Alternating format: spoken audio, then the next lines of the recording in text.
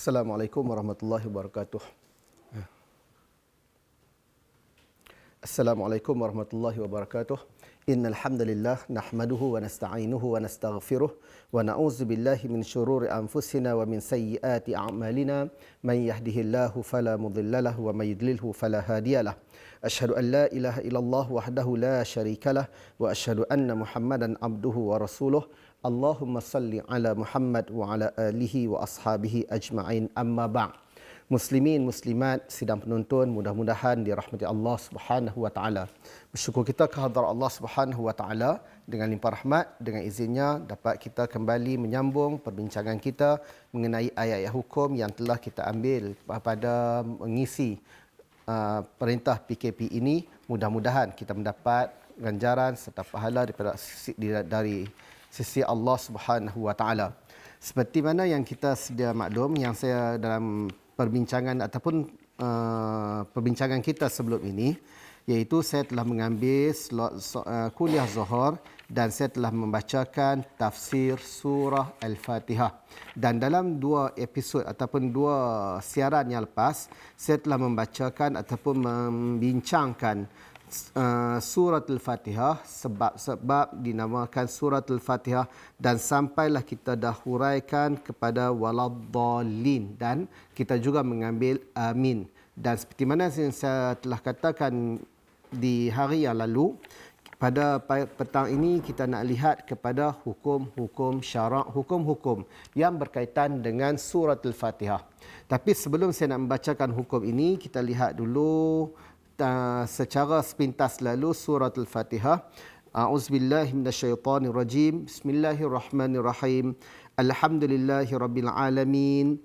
Ar-Rahmanir-Rahim. Maliki yaumiddin. Iyyaka na'budu wa iyyaka nasta'in. Ihdinas siratal mustaqim. Siratal ladzina an'amta 'alaihim ghairil maghdubi 'alaihim waladdallin. Amin. Dengan nama Allah yang Maha Penyayang lagi Maha Pengasihani, segala puji bagi Allah, Tuhan sekian alam, Ar-Rahmanir-Rahim, yang Maha Penyayang lagi Maha Pengasihani, yang memiliki hari pembalasan. Hanya Engkau kami sembah dan hanya Engkau kami mohon pertolongan. Tunjukkanlah kami jalan yang lurus, jalan yang Engkau beri nikmat ke atas mereka, dan bukan jalan orang yang sesat, dan bukan juga kepada jalan orang-orang yang sesat. Itu sepintas lalu maksud ataupun kita katakan terjemahan secara langsung surat Al-Fatihah. Pada hari ini kita nak melihat sedikit tentang hukum hakam ataupun hukum-hukum yang berkaitan dengan surah Al-Fatihah. Saya suka bacakan berdasarkan dengan hukum-hukum yang terdapat nanti. Saya akan menceritakan tentang beberapa pandangan para ulama. Jadi kita tak terikat dengan satu pandangan dan kita akan membacakan dengan beberapa pandangan para ulama. Maksud dia, saya akan bacakan juga insya-Allah daripada mazhab Hanafi, Maliki, Syafi'i, Hambali. Dan kita lihat satu persatu hukum-hukum yang terdapat dalam surah Al-Fatihah beserta dengan khilaf dan dalil-dalilnya. Okey.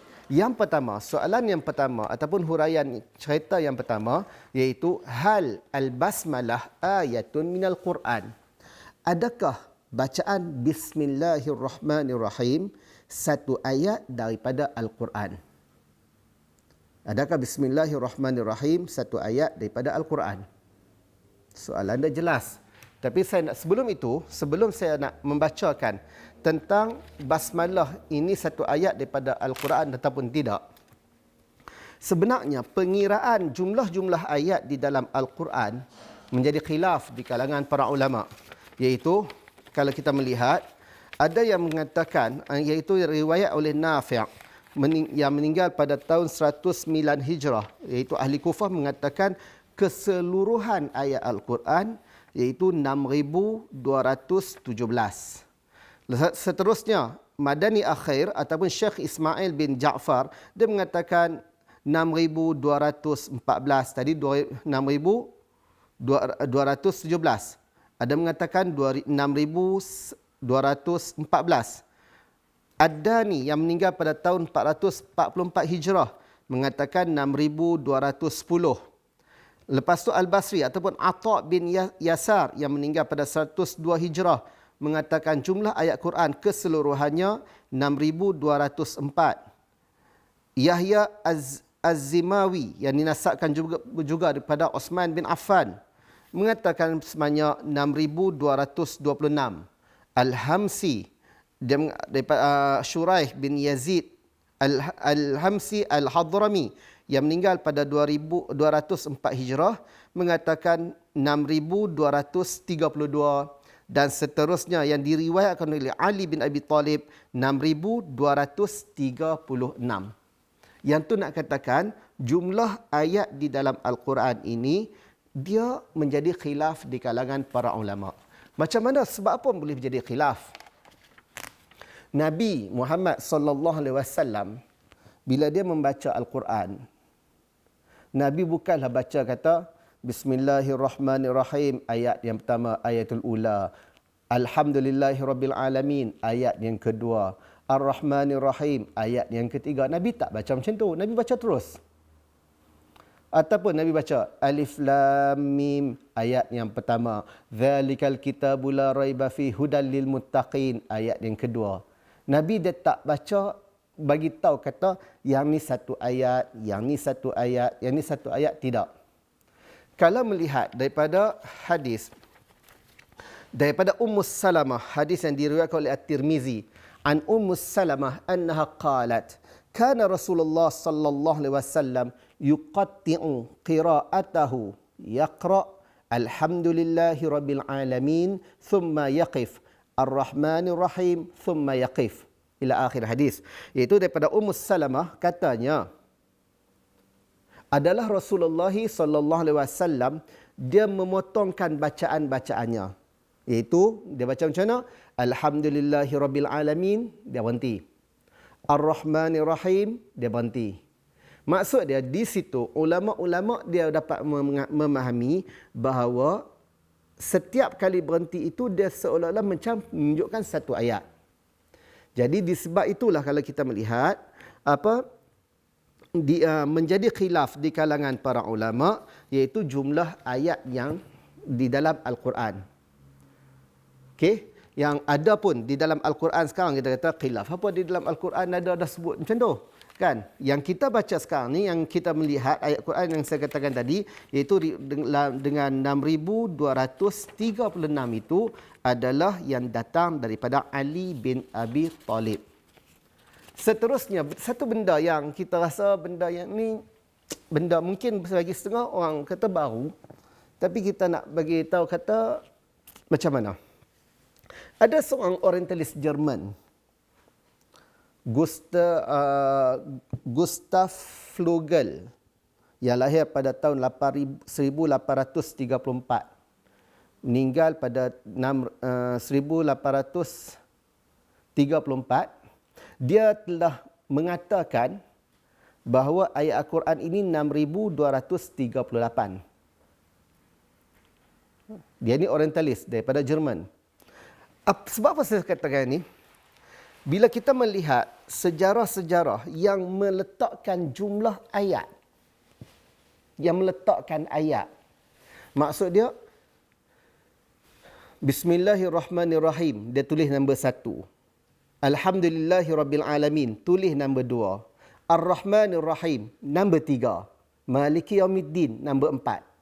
Idea itu dikatakan datang daripadanya.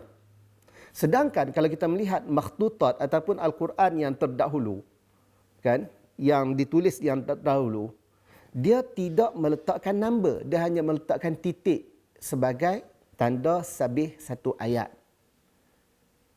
Idea yang meletakkan satu-satu itu datangnya daripada orientalis Jerman Gustav Flugel.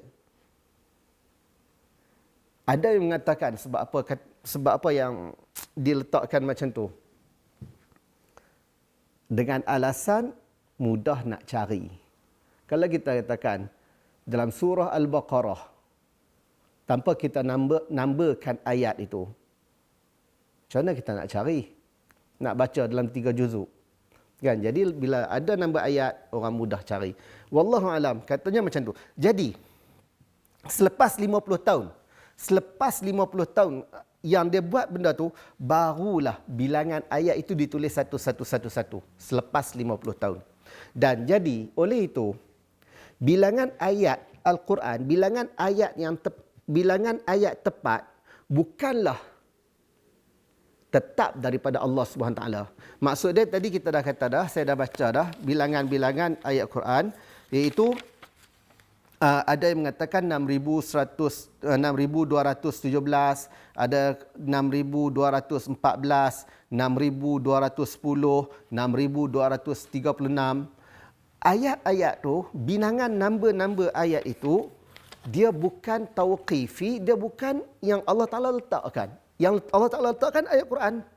Tapi number satu-satu yang dicerai-ceraikan itu bukanlah. Yang tu bersifat ijtihadi. Ijtihad para ulama' tafsir, ulama' Quran pada ketika itu. Jadi, oleh itu, kita tak bolehlah nak buat hujah. Kita tak boleh nak buat hujah bilangan ayat itu bertepatan dengan sesuatu peristiwa. Tak boleh buat hujah lah. Pasal yang tu ulama' yang letakkan. Bukanlah Allah Ta'ala yang letakkan satu-satu tu. Macam baru-baru ni, kes 3333. Orang kata tengok ayat Quran, surah dalam Al-Quran, surah yang ke-33, ayat yang ke-33. Sama dengan kes COVID-19, COVID-19 apa semua ni. Adakah bertepatan? Adakah yang tu memang Allah Ta'ala tetapkan? Kalau kita katakan, yang tu tidak boleh kata Allah Ta'ala tetapkan macam tu. Sebab yang tu bersifat tauqifi. Berkemungkinan, apa kita katakan, secara tak langsung ataupun secara kebetulan mungkin ada. Tapi kalau Allah Ta'ala letakkan, kita katakan, yang tu tidak boleh kita nak sabitkan yang sebenarnya. Itu secara muqaddimah, secara nu sebab apa, kita katakan sebab apa disoalkan, adakah basmalah itu satu ayat daripada surah Al-Fatihah ataupun tidak? Okey, sebab apa? Orang mempertikaikan, ada orang bertanya, adakah basmalah, bismillahirrahmanirrahim itu satu ayat daripada Al-Quran ataupun tidak? Sebab Allah Ta'ala tak letakkan kata benda ini yang ditetapkan. Nabi tak katakan macam tu. Nabi baca, dalam Quran Nabi membaca tanpa Nabi mengatakan ini ayat yang pertama, ini ayat yang kedua, ini ayat yang ketiga. Dalam hadis-hadis Nabi pun mengatakan bahawa Nabi baca sampai ayat sekian. Nabi baca sampai perkataan sekian. Macam tu je. Nabi tak katakan Nabi baca sampai ayat sekian. Number berapa tak. Okey. Kita lihat daripada hukum. Baru kita tengok kepada hukum. Okey. Ulama-ulama bersepakat bahawa basmalah dia memang satu ayat daripada Al-Quran dalam surah An-Naml. Innahu min Sulaiman wa innahu bismillahirrahmanirrahim. Yang tu memang satu ayat daripada Al-Quran, satu ayat daripada Al-Quran. Tetapi ulama-ulama berselisih pendapat. Selisih pendapat. Adakah dia satu ayat daripada surah Al-Fatihah dan satu ayat daripada setiap surah? Yang ini menjadi khilaf. Maksud dia macam mana? Bismillahirrahmanirrahim itu satu ayat daripada surah Fatihah dan satu ayat daripada surah-surah yang lain. Maksudnya kita kata Bismillahirrahmanirrahim, Alif Lam Mim zalikal kitabu la raiba fihi hudal lil muttaqin. Alif Lam Mim itu dah masuk ayat yang kedua. Ayat pertama Bismillahirrahmanirrahim. Alif Lam Mim itu ayat yang kedua. Contoh yang lain. Bismillahirrahmanirrahim. Qul huwallahu ahad. Qul huwallahu ahad itu ayat yang kedua, bukan ayat yang pertama. Yang tu menjadi khilaf di kalangan para ulama. Ulama-ulama berselisih pendapat. Okey. Antaranya kita lihat tiga pendapat. Pendapat yang pertama iaitu dia satu surah, satu ayat daripada surah Al-Fatihah, satu ayat daripada setiap surah. Satu ayat daripada surah Fatihah dan satu ayat daripada setiap surah. Maksud dia surah Fatihah pun betul dan surah-surah lain pun satu ayat juga daripada surah yang lain. Macam mana? Kita katakan tadi, Bismillahirrahmanirrahim. Qul huwallahu ahad. Qul huwallahu ahad itu adalah ayat yang kedua, bukan ayat yang pertama. Itu maksud dia. Satu ayat pada surah Fatihah dan satu ayat pada surah-surah lain. Siapa yang sokong dengan pendapat ini? iaitu daripada mazhab Asy-Syafi'i rahimahumullah. Maksud dia, mazhab Syafi'i, Bismillahirrahmanirrahim itu satu ayat pada surah Al-Fatihah dan juga satu ayat pada surah-surah yang lain. Kalau orang kata saya berpendapat dengan mazhab Syafi'i, Bismillahirrahmanirrahim itu satu ayat pada surah Fatihah. Maksud dia, satu ayat juga daripada surah-surah yang lain. Bukan hanya kepada Fatihah, tapi kepada surah yang lain sama. Itu pendapat yang pertama.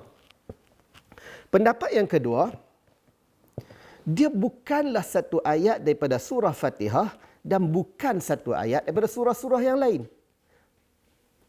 Dia cuma kita katakan untuk keberkatan, untuk ambil berkat. Bukan satu ayat pada surah Fatihah dan bukan juga pada surah-surah yang lain. Yang ni dipelopori, di pendapat ini disokong ataupun dibawa oleh mazhab Malik. Dua perbezaan. Dua pendapat. Yang ketiga, dia satu ayat daripada Al-Quran. Satu ayat pada Al-Quran diturunkan untuk memisahkan ataupun sebagai memisahkan di antara surah-surah yang lain. Dia bukan satu ayat daripada surah Al-Fatihah dan juga bukan satu ayat daripada surah lain. Ayat Quran ke tak? Ayat Al-Quran. Tapi bukan dia tak dideklarkan, dia tak diisytiharkan satu ayat pada surah Fatihah. Satu ayat yang memisahkan dia dengan surah-surah yang lain. Yang ni pendapat mazhab Hanafi. Ada tiga. Mazhab Syafi'i satu ayat surah Fatihah dan surah-surah yang lain. Mazhab Maliki bukan langsung daripada surah Fatihah dan surah-surah yang lain. Mazhab Hanafi ayat Al-Quran tapi bukan termasuk di dalam surah Fatihah dan surah-surah yang lain. Okey. Dalil. Kita perlukan kepada dalil. Mazhab Asy-Syafi'i secara ringkas dia menggunakan hadis dalil daripada yang pertama, hadis daripada Abu Hurairah radhiyallahu anhu katanya, "Idza qara'tum alhamdulillahi rabbil alamin faqra'u bismillahirrahmanirrahim. Innaha ummul Qur'an wa ummul kitab wa sab'un masani wa bismillahirrahmanirrahim ahadu ayatuha." Hadis riwayat Darul Qutni. Itu hadis daripada Abu Hurairah radhiyallahu anhu daripada Nabi SAW telah bersabda, jika kamu membaca alhamdulillahirabbil alamin, maka bacalah bismillahirrahmanirrahim. Sesungguhnya bismillahirrahmanirrahim itu ummul Quran, ummul kitab, ibu pada Quran, ibu kepada kitab, 7 yang diulang-ulangkan, dan bismillahirrahmanirrahim satu ayat daripada ayat-ayatnya. Hadis ini diriwayatkan oleh Darul Qutni. Yang kedua, hadis daripada Ibnu Abbas radhiyallahu anhuma, sesungguhnya Rasulullah sallallahu alaihi wasallam kana yaftatihu salata bi bismillahirrahmanirrahim. Daripada Ibnu Abbas radhiyallahu anhuma, sesungguhnya Nabi sallallahu alaihi wasallam adalah dia memulakan salat dengan bismillahirrahmanirrahim. Yang kedua, ini dalil Syafi'i. Yang ketiga, hadis Anas bin Malik annahu su'ila an qiraati Rasulullah sallallahu alaihi wasallam faqala kanat qira'atuhu maddan summa qara'a bismillahirrahmanirrahim alhamdulillahirabbil alamin ar-rahmanirrahim maliki yaumiddin. Hadis riwayat Al-Bukhari daripada Anas dan dan dikatakan oleh Darul Qutni sanadnya sahih. Daripada Anas radhiyallahu anhu, sesungguhnya ditanya bagaimanakah bacaan Rasulullah sallallahu alaihi wasallam, katanya bacaan Rasulullah sallallahu alaihi wasallam adalah dia baca cara panjang. Kemudian Rasulullah membaca bacaan dibaca bismillahirrahmanirrahim alhamdulillahirabbil alamin arrahmanirrahim maliki yaumiddin. Dalil yang ketiga. Dalil yang keempat, hadis Anas bin Malik radhiyallahu anhu annahu qala baina Rasulillah sallallahu alaihi wasallam zata yaumin baina azharina iz a'fa i'fa'ah thumma rafa'a ra'sahu mubtasiman faqulna ma adhakaka ya Rasulullah qala nuzila alayya anifan surah faqara'a bismillahirrahmanirrahim inna a'tainakal kautsar fasalli li rabbika wanhar inna syani'aka huwal abtar. Hadis riwayat Muslim. Daripada Anas radhiyallahu anhu katanya, sesungguhnya dia telah berkata, ketika mana Rasulullah SAW pada satu hari di antara kami, dia seolah-olah dia tertidur. Kemudian dia bangkit, dia mengangkat kepalanya dan tersenyum. Dan kami berkata kepada Rasulullah, apakah yang menyebabkan kamu gelak, wahai Rasulullah? Nabi SAW telah bersabda kepada kami, kepada aku, Nabi SAW telah bersabda, telah diturunkan ke atas aku anifan, macam kita kata macam hidung ataupun pendahuluan surah. Kemudian Nabi membaca Bismillahirrahmanirrahim inna a'tainakal kautsar fasalli li rabbika wanhar inna syani'aka huwal abtar. Okey, jadi dalil ini menunjukkan bahawa Bismillahirrahmanirrahim itu dia termasuk daripada satu ayat daripada surah Al-Kautsar. Seterusnya mereka menggunakan dalil akal. Dalil akal mereka mengatakan bahawa mushaf Al-Quran itu tidaklah ditulis daripada kalangan kataan manusia di dalamnya. Jadi bila dia dituliskan dengan Bismillahirrahmanirrahim di ayat-ayat Al-Quran itu di awal-awal surah dan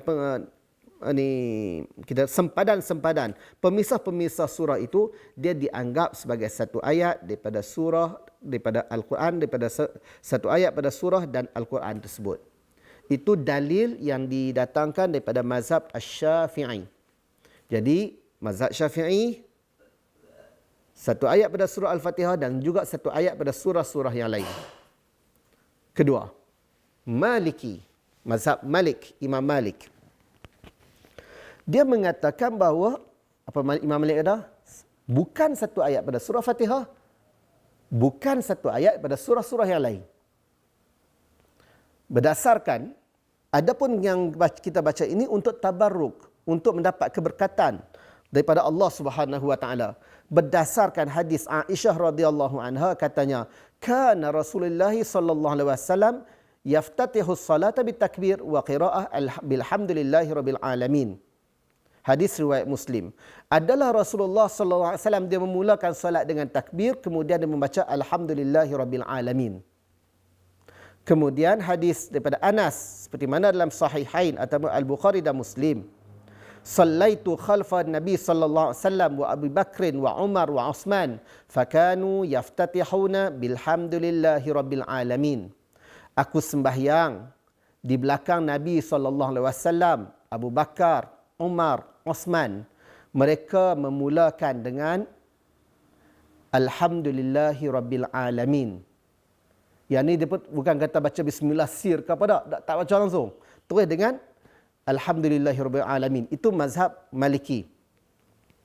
Seterusnya yang ketiga, berdasarkan dengan hadis Abu Hurairah katanya, sami'tu Rasulullah sallallahu alaihi wasallam yaqul qala Allah azza wa jalla qasamtu as-salah baini wa baina 'abdi nisfain wa li 'abdi ma sa'al fa idza qala al-'abd alhamdulillahi rabbil alamin qala Allah ta'ala hamadani 'abdi wa idza qala al-'abd ar-rahmanur rahim qala Allah ta'ala athna 'alayya 'abdi wa idza qala al-'abd maliki yaumiddin qala Allah ta'ala majjadani 'abdi wa qala marrat majjadani 'abdi fa idza qala iyyaka na'budu wa iyyaka nasta'in qala hadza baini wa baina 'abdi wa li 'abdi ma sa'al fa idza qala ihdina as-siratal mustaqim siratal ladzina an'amta 'alaihim ghairil maghdubi 'alaihim waladdallin qala hadza li 'abdi wa li 'abdi ma sa'al.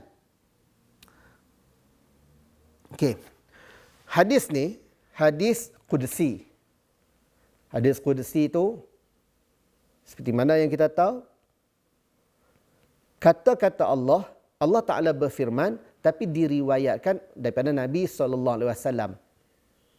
Membacanya bukanlah menjadi satu ibadah macam mana dikatakan dalam dalam Al-Quran. Al-Quran setiap ayat, setiap perkataan, setiap huruf ada pahalanya. Tapi hadis kudusi tidak. Macam mana kita katakan? Nak bagi nampak jelas. Allah Ta'ala bagi tahu kepada Nabi. Nabi cerita kepada kita. Apa yang Allah Ta'ala bagi tahu berdasarkan ayat yang disusun oleh Nabi. Kita bagi tahu satu benda, lepas tu dia cerita balik kepada kita. Allah Ta'ala bagi tahu yang ni.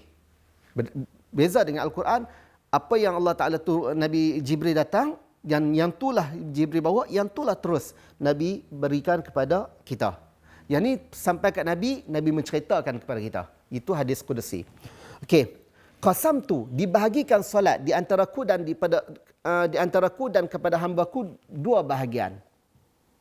Dan kepada hamba-Ku apa yang dia pohon, apa yang dia minta. Apabila berkata hamba-Ku alhamdulillahi rabbil alamin, Allah Ta'ala dijawab kepada kita, hamadani abdi, hamba-Ku telah memujiku.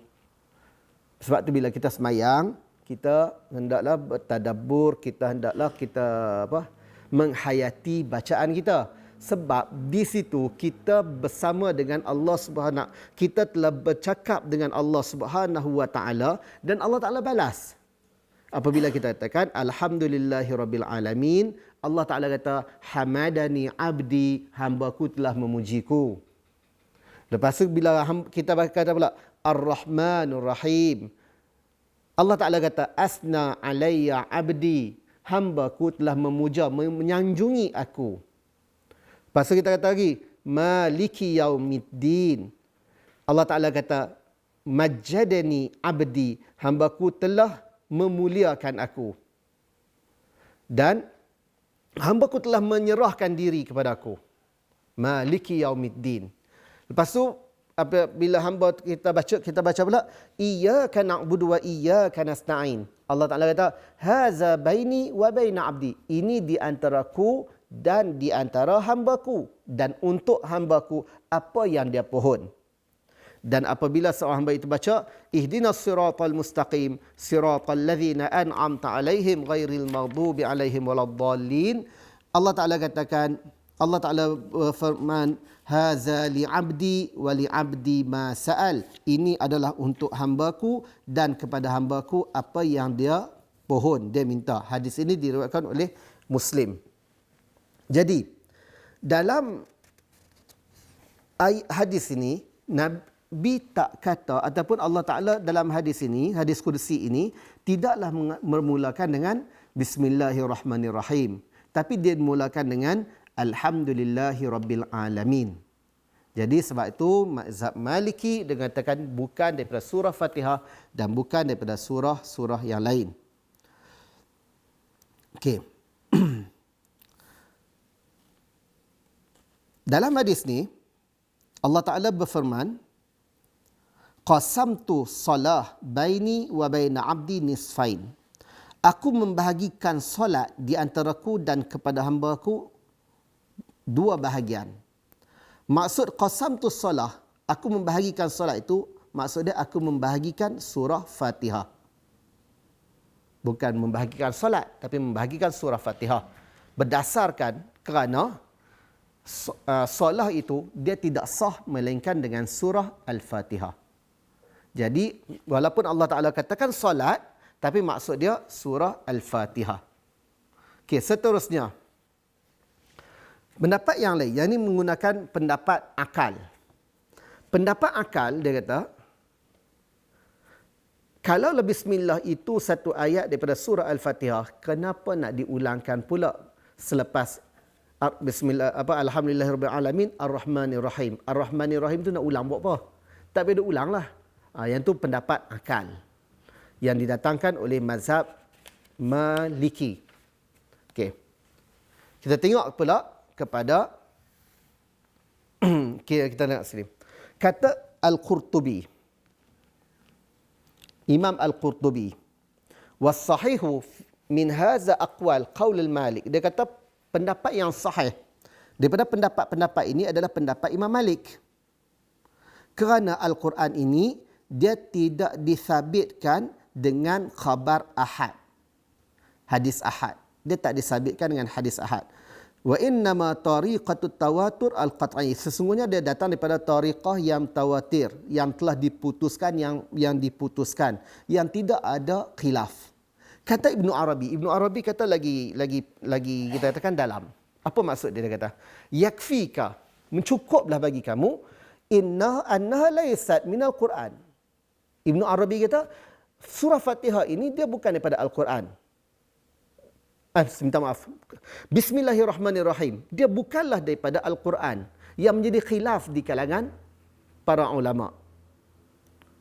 Pasal Ibnu Arabi dia kata Al-Quran tidak ada khilaf. Al-Quran dia tak ada khilaf. Dia memang tak ada khilaf Al-Quran. Tapi tiba-tiba Bismillahirrahmanirrahim dia jadi khilaf. Dia kata kalau khilaf itu bukanlah Al-Quran.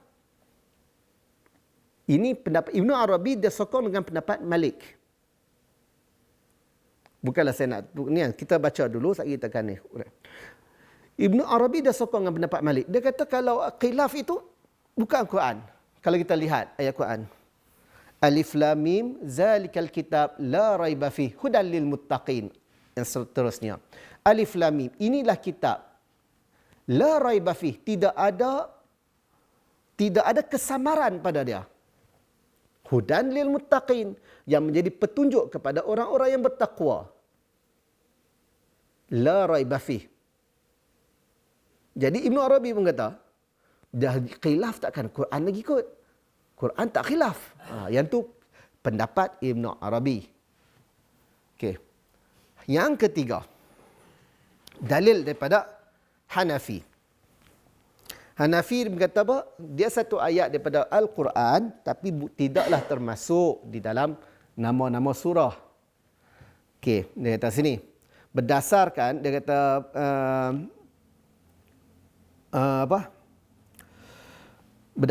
dengan hadis Nabi SAW mengatakan kunna la na'rifu al-inqidha' surah hatta tunzila bismillahirrahmanirrahim. Hadis riwayat Abu Daud. Sesungguhnya kami tidak mengetahui tamatnya satu-satu surah melainkan diturunkan dengan ayat bismillahirrahmanirrahim.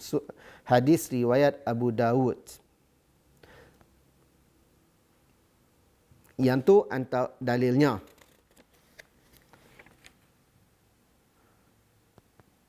Seterusnya dia mengatakan lagi hadis yang diriwayatkan daripada Nabi yang diriwayatkan Nabi sallallahu alaihi wasallam qal surah fil Quran salasuna ayah syufi'a li sahibiha hatta ghufira lah tabarakalladzi biyadihi al-mulk wattafaqa al-qura wa ghairihim annaha salasuna ayah siwa bismillahirrahmanirrahim.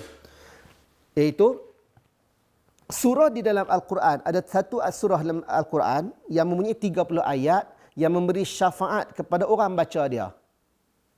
Akan diampunkan kepada orang yang membacanya. Dan diampunkan kepada orang bacanya. Iaitu, Tabarakalladzi biyadihil mulk. Surah Al-Mulk. Nabi beritahu, surah Al-Mulk itu 30 ayat tidak termasuk Bismillahirrahmanirrahim.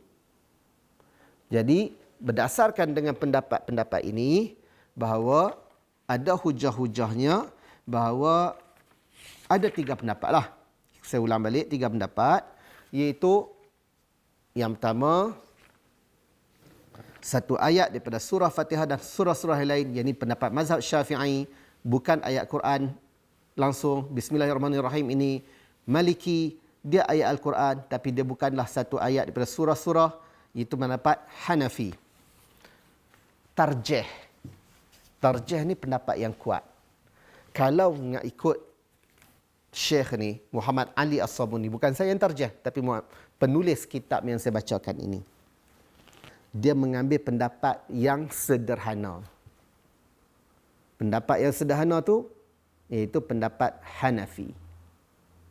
Pendapat Hanafi itu macam mana? Pendapat Hanafi ni dia duduk tengah-tengah. dia kata satu ayat lah daripada Al-Quran, tapi kita nak kata satu ayat terus kata surah Fatihah pun tak, nak kata bukan ayat Quran pun tak. Yang tu mazhab Hanafi. Itu yang ikut tarjih yang disokong oleh, yang dipersetujui oleh penulis kitab ni Muhammad Ali As-Sabuni. Okey, habis yang tu. Okey, seterusnya hukum yang kedua yang kita nak lihat. Apakah hukum membaca basmalah dalam solat? Baca basmalah. Yang ni bahaya ni. Okey. Tadi kita dah cerita dah ayat Bismillahirrahmanirrahim itu satu ayat ke tak? Kita clear. Hukum. Yang pertama kita ambil pendapat mazhab Malik. Malik kata tak kan? Jadi, bila kata tak, dia kata tak ada baca. Dia kata mana? Dilarang, ditegah, tak payah baca. Dalam solat maktubah, dalam solat-solat fardu, secara jahar ke sir ke, tak payah baca langsung. Hanafi, dia kata baca pelan bersama dengan Fatihah setiap rakaat dalam solat. Wa in qara'ah ma'kul, kalau kita baca dengan surah-surah lain pun yang tu baik. Seterusnya yang ketiga, Asy-Syafi'i, mazhab Asy-Syafi'i mengatakan yaqra' musalli wujuban. Orang yang solat ini wajib baca secara wajibnya. Kalau jahar, jaharlah. Kalau sir, sir. Seterusnya, pendapat mazhab Imam Ahmad Ibn Hanbal mengatakan yaqra'uha sirran wa la yasunnu jahra biha. Bacanya secara sir dan tidak disunatkan kita baca secara jahar. Kena baca tapi baca secara sir. Yang ni pendapat mazhab Hanbali. Sebab-sebab khilaf dia, sebab tadi, iaitu satu ayat daripada surah Al-Fatihah ataupun tidak. Okey, seterusnya daripada sini juga, kita melihat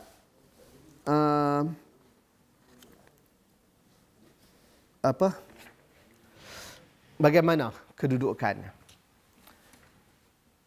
Kita nak ambil macam mana? Kita ambil hukmul hakim yarfa' khilaf. Keputusan yang dibuat oleh hakim ataupun keputusan yang dibuat oleh pemerintah mengangkat khilaf.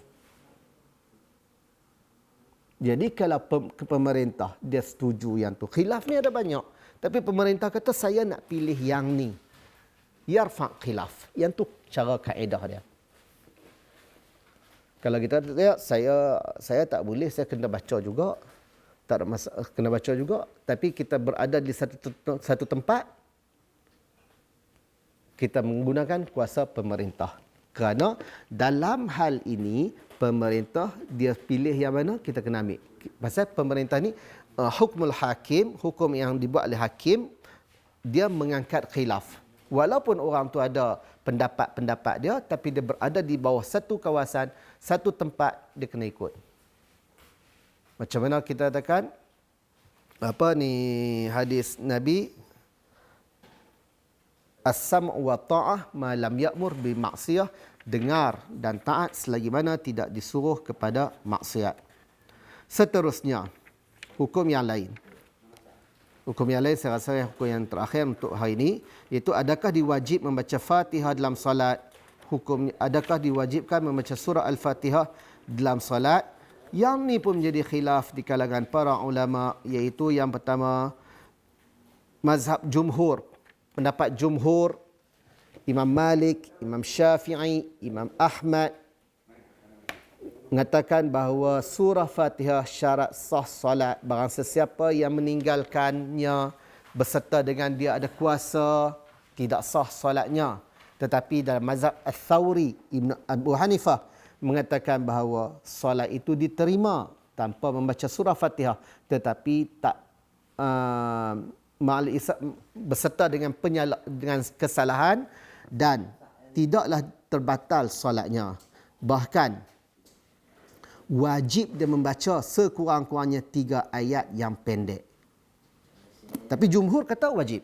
Yang tu kita jangan ambil. Jumhur memang kata wajib. Cumanya saya saja membuka kepada peluang pada tuan-tuan bahawa benda ni khilaf ada ke tak? Ada. Sampai sekarang tu.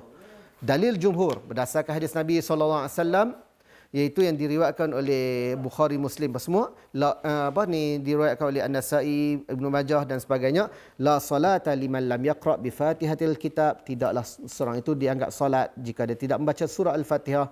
Seterusnya hadis Nabi SAW, man shalla salatan lam yaqra fiha bi ummil kitab fahiya khidaj. Barang sesiapa yang salat dan tidak membaca padanya ummul kitab, maka salat dia itu adalah tidak matang ataupun ada kekurangan. Seterusnya Nabi SAW mengatakan, hadis daripada Abi Sa'id Al-Khudri, amarana an naqra bi Fatihatil Kitab wa ma tayassar.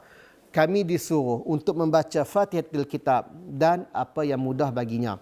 Seterusnya pada sini juga menunjukkan bahawa Nabi SAW dia tidak pernah pun meninggalkan surah Al-Fatihah di dalam solat-solatnya. Jadi menunjukkan bahawa pendapat jumhur ulama iaitu mazhab Malik, Imam Syafi'i dan Imam Ahmad mengatakan bahawa surah Fatihah ini antara satu rukun yang mana kita kena baca. Kalau tak baca, solat kita dianggap sebagai tidak sah. Dan kalau menurut pendapat Hanafi, menggunakan dalil akal, menggunakan dalil Quran, Allah Ta'ala mengatakan faqra'u ma tayassara minal Quran, bacalah ayat yang mudah bagi kamu. Itu antara dalil hujah dia.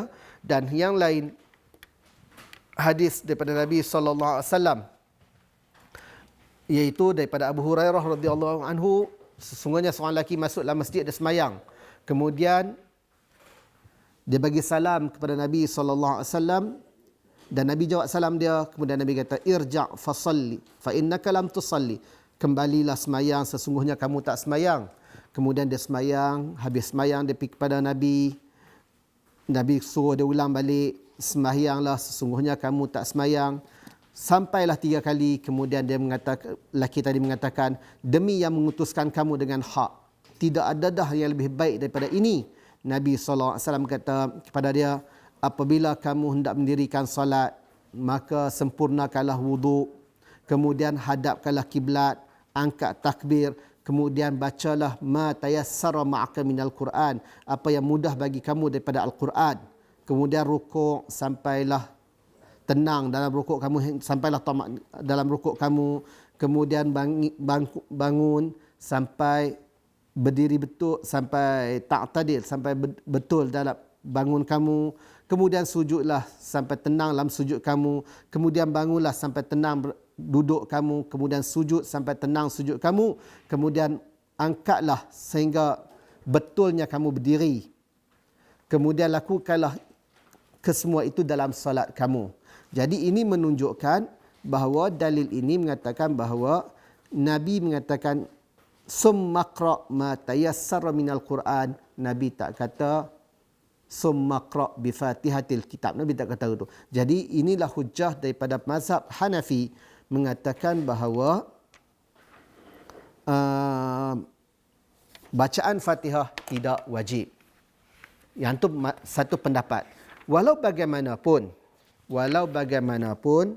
pendapat yang kalau kita nak tarjih, kita nak guna pendapat mana yang lebih kuat, pendapat yang terkuat semestinya daripada jumhur ulama mazhab Maliki, mazhab Syafi'i dan mazhab Ahmad Ibn Hanbal mengatakan bahawa solat mestilah dengan membaca surah Al-Fatihah. Itu hukum yang ketiga. Yang tak boleh saya ambil satu lagi hukum. Hukum yang keempat, adakah makmum perlu baca surah Fatihah atau tidak? Pendapat yang pertama daripada mazhab Asy-Syafi'i dan mazhab Imam Ahmad Ibn Hanbal, wajib membaca surah Fatihah di belakang imam. Makmum wajib membaca surah Fatihah. Pendapat Malik mengatakan bahawa kalaulah solat sir, baca di belakang imam. Tapi kalau solat jahar, makmum tak wajib baca. Mazhab Abu Hanifah mengatakan tidak wajib makmum membaca surah Fatihah di belakang imam. Ni makmum. Dalil daripada mazhab Syafi'i, dasarkan dalil hadis Nabi SAW, la salata liman lam yaqra' bi Fatihatil kitab. Tidak salat kepada orang yang tidak membaca surah Al-Fatihah.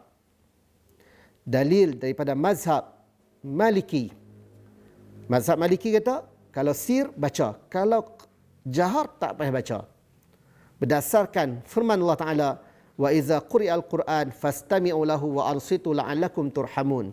Apabila dibacakan Quran, dengar dan diam, mudah-mudahan kamu mendapat rahmat. Dan seterusnya mazhab Abu Hanifah ataupun mazhab Hanafi, dia menggunakan dalil ini tadi, wa iza quri'al Qur'an fastami'u lahu wa ansitu, dan hadis Nabi SAW, man kana lahul imam fa qira'atul imam qira'atallah. Barang sesiapa yang baginya ada imam, bacaan imam itu merupakan bacaannya. Dan hadis Nabi yang lain, innama ju'ala al-imam liyutamma bihi fa iza kabbara fakabbiru wa iza qara'a fa ansitu. Sesungguhnya dijadikan imam untuk menyempurnakan dengannya. Apabila imam angkat bertakbir, maka takbirlah. Apabila imam membaca, maka diamlah. Jadi untuk makmum pun dia ada khilaf, iaitu adakah kena baca ataupun tidak. Mazhab, saya ulang balik, mazhab Syafi'i dan Ahmad wajib baca, tak kira sir ataupun jahar. Mazhab Maliki, kalau sir baca, kalau jahar tak payah. Dan kalau mazhab Hanafi kata tak payah baca langsung, makmum ni angkat takbir seterusnya. Jadi kalau kita melihat daripada pendapat yang rajih ataupun pendapat yang nampak macam kuat, nampak pendapat yang kedua daripada mazhab Maliki, iaitu kalau sir baca, jahar tidak perlu baca berdasarkan dalil-dalil yang telah disebutkan tadi. Wallahu alam. Asalnya sampai dekat sini dulu, kita tamatkan dulu dengan tasbih kafarah. Subhanakallah wa bihamdik, asyhadu an la ilaha illa anta, astaghfiruka wa atubu ilaik. Assalamualaikum warahmatullahi wabarakatuh.